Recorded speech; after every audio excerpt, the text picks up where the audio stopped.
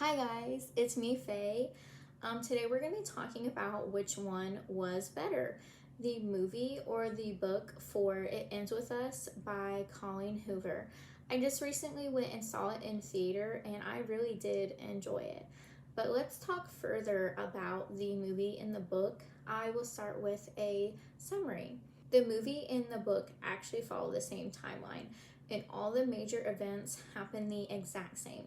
So this summary is actually for both the book and the movie. It starts at the funeral of Lily, the main character, her dad's funeral, and it does not go well, so she rushes home. And she is up on this roof when a mysterious man shows up, Ryle. They flirt a little bit, and then he has to rush away for work. A couple weeks go by, and she is opening up a brand new flower shop when a woman knocks on the door and says that she would like to work there, so Lily hires her. And then a couple more weeks go by, and they need some help picking up some of the heavier items in the flower shop. So Alyssa calls her husband and brother to come help. And who do you think comes and helps? The brother is Ryle, the mystery man from the roof. And Lily and Ryle and the sister Alyssa and her husband start hanging out a lot, and they subsequently fall in love. Now they all go out, bars and karaoke, and a big party happens, and they officially start dating. They decide to go to dinner with Lily's mom. When they are at this restaurant, Lily sees somebody from her childhood, Atlas.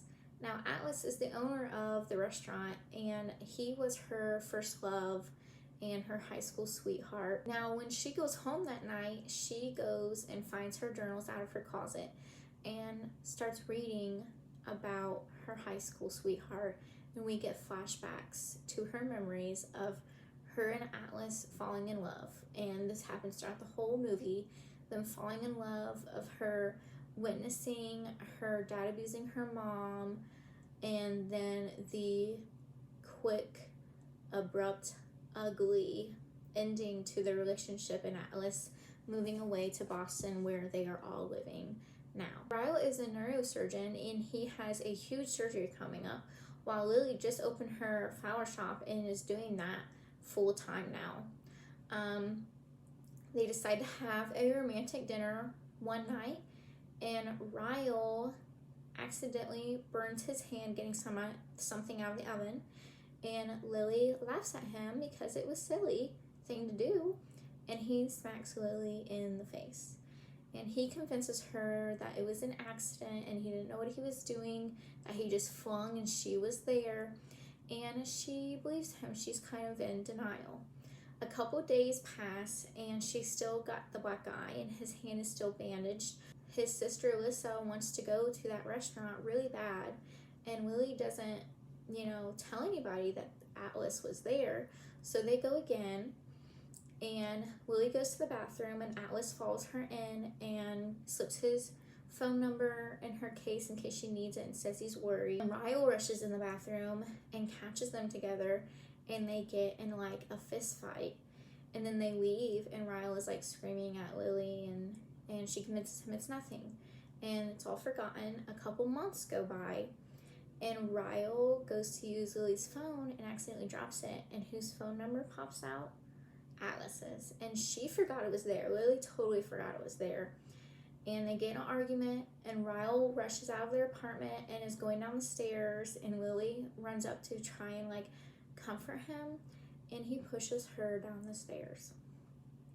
Now, when she wakes up, he is stitching her forehead up where she got a gash, and he is trying to convince her that it was an accident, that he didn't push her, that she just stumbled and fell. And once again, she's like in denial, and she's terrified and upset and scared, and they work through it though. Alyssa, Ryle's sister and Lily's best friend at this point, gives birth to a baby, and then Lily and Ryle get married, and a couple more months pass by, and this newspaper comes out with an award. And in the award, Lily's flower shop got like 4 out of 10 of the best new businesses to Boston. And Atlas's restaurant got like #1 of the new best businesses to Boston. And Ryle reads it and gets super jealous. It basically says that his restaurant is dedicated to his first love. Ryle reads it and like freaks out, and he starts hitting Lily and tries to SA her, and she runs away and finds Atlas, and they go to the hospital. And at the hospital, she finds out that she's pregnant. Lily decides to stay with Atlas for a few days to hide out, and we don't really know where Ryle goes at this point. But then Lily goes home and tells Alyssa, the sister, what all happened, and starts getting ready for nursery. And her and Alice agree that they can't see each other, that Lily needs to figure out her life. Now Lily gets the apartment to herself, and Ryle is working and stuff and helps her in the nursery a couple times, like with a crib and all that. And then they go to have birth. Lily goes to have birth. And right after she gives birth, she's holding her daughter in her arms and realizes that she cannot continue in this cycle of abuse and asks Ryle for a divorce. We flash forward to a year later. Lily is divorced from Ryle. She's at like the playground with her daughter, and she runs into Atlas, and she tells Atlas that it's just her and Emmy, that Ryle's out of the picture. And that is the end of the movie. Now let's talk about some differences between the book and the movie.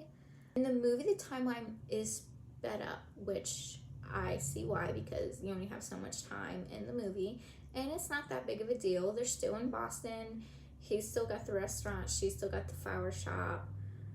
Everything almost really happens the same, except in the book, the last attack on Lily was worse. You know, she gets a cut on her face and a black eye and a busted lip, and you know, it's really graphic in the novel, and in the movie it's kind of died down, and I can see why, so that way they could appeal to a larger audience and it wouldn't be too hard on the audience to see. But the whole point of this book is to give you an understanding and an insight into what domestic violence can look like. So I don't know. I understand why the movie did it, but I think maybe they took away a little too much. And the storyline of the history of Atlas and Lily stays the same as well, but it shows less of the abuse between her mother and father. In the book, it's talked about more, and Lily actually gets hurt once because of the mother and father fighting, and it really shows why she makes the decisions she does when she's older, and like her thought processes. So the movie does show like 1 or 2 scenes. It's just not quite as much as the book.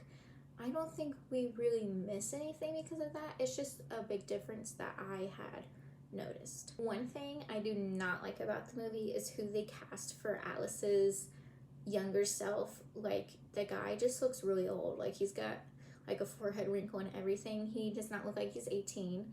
But maybe that's to show like the hardship, because going through hardship does kind of like age people.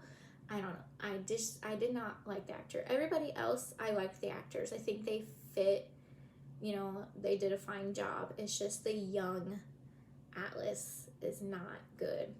The young Lily, perfect. I mean, she looks almost exactly like the old Lily. Like, they did a really good job for the rest of the casting. I can't really decide if I think they'll make a second movie or not. You know, there is the second book, It Starts With Us, but it doesn't have like too much in it. Like, I don't think it would fill a whole movie, but the movie directors can add whatever they want in it to make up that time. Now, at the end of the book of It Ends With Us, Lily tells Atlas that Ryle just gets visitation and then they can move on or whatever. But in the movie, she says that it's just her and Emmy. She doesn't even say like that Ryle's in the picture at all. So therefore eliminating Ryle kind of takes away some of the issues that they have in it, and It Starts With Us. So I don't know. I'm just not sure where I stand. If they make a lot of money off this first movie, that they are going to push to make the second movie because money talks. But I don't know. I'm not sure if I think they will or not.